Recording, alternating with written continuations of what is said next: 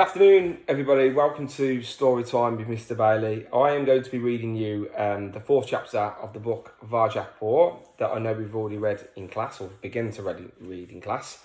I know the other teachers have read to you the previous chapters, and I know we're up to a bit of a stage where there's a lot of confusion going on in the house at the moment, and Varjak is currently under, and the elder poor under a bit of pressure because they believe that something more has happened to Contessa than what actually is going on.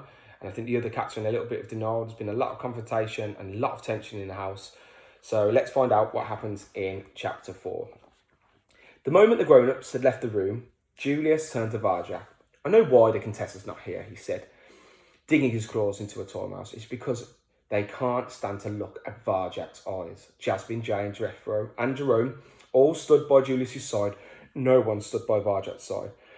He was alone and boxed in by the Contessa's empty armchair. "Poor Varjak," said cousin Jasmine, but she was smiling as if it was some kind of joke. "Why do you always pick on him? I'm sure he'd rather have green eyes like everyone else." "Because they're different," said Jay. "The colour of danger," added Jethro. "He's not one of us," concluded Jerome. Varjak ignored them. He didn't even look at them. Instead, he stared into the fire. "The Contessa's not here because she's probably dead. Didn't you hear what the elder poor said?" "That's enough, insect," snapped Julius. "No one asked you, and how dare you speak in the family council? You're a disgrace to the name of Jalal." Julius' tail thudded menacingly on the rug. Very slowly, Varjak looked up and met his big brother's eyes. His own tail started to thud. "Is that supposed to scare me?" said Julius. He towered over Varjak paw. His claws came out, so did Varjak's. "Fight! Fight! Fight!" Jay, Jethro and Jerome crowded round the two of them. Jasmine watched, grooming her fine silver blue hair. Varjak shook inside, but he didn't show it. He didn't back off either. He'd never had a real fight, and he knew he didn't stand a chance against Julius, but it was as if something inside him was rising up, something old and strong buried deep beneath him. Who did Julius think he was? "Julius, darling, he's only a little kitten," cooed Jasmine in her milk-in-the-morning voice. "He's not even a proper Mesopotamian blue," said Julius. He stared at Varjak with devastating green eyes. His pupils were thin, slits of scorn, mocking, challenging, daring Varjak to move first. Varjak couldn't. He couldn't even hold the gaze. It was too strong, too sure of itself. Whatever it was that had risen up within him had gone. He turned away and backed down. It was over. Julius had beaten him with just one look, as father had beaten the elder poor.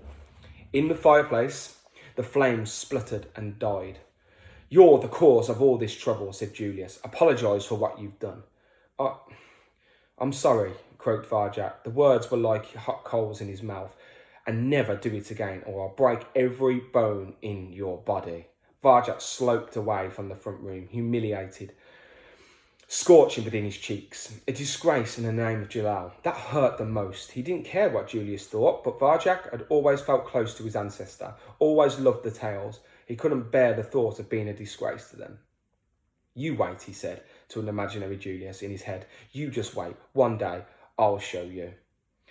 There was no one in the hallway. It didn't matter, as if he was going to get caught going into the garden, and now was a good time.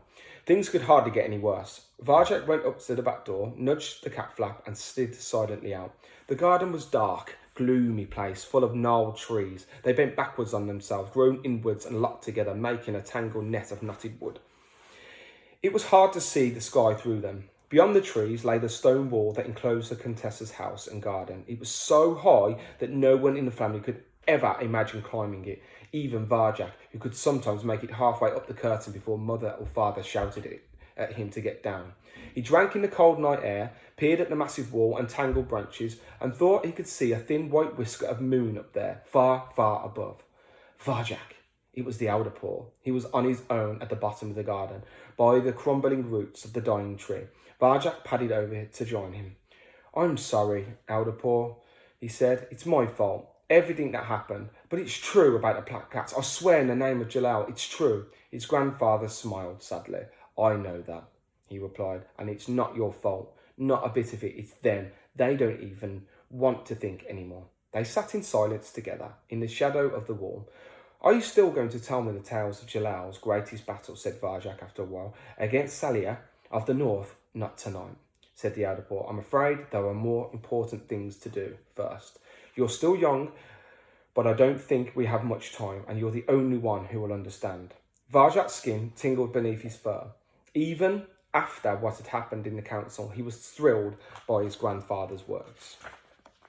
I'm ready, elder Paul, he said. Then listen carefully.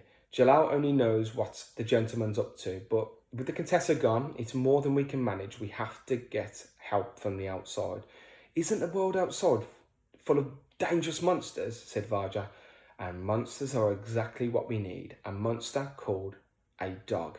The tales say they are huge and strong enough to kill a man. Dog fills the heart with fear, with their foul breath and deafening sound. But the tales also say Jalal could talk to them, so there must be a way to get help to scare this man away.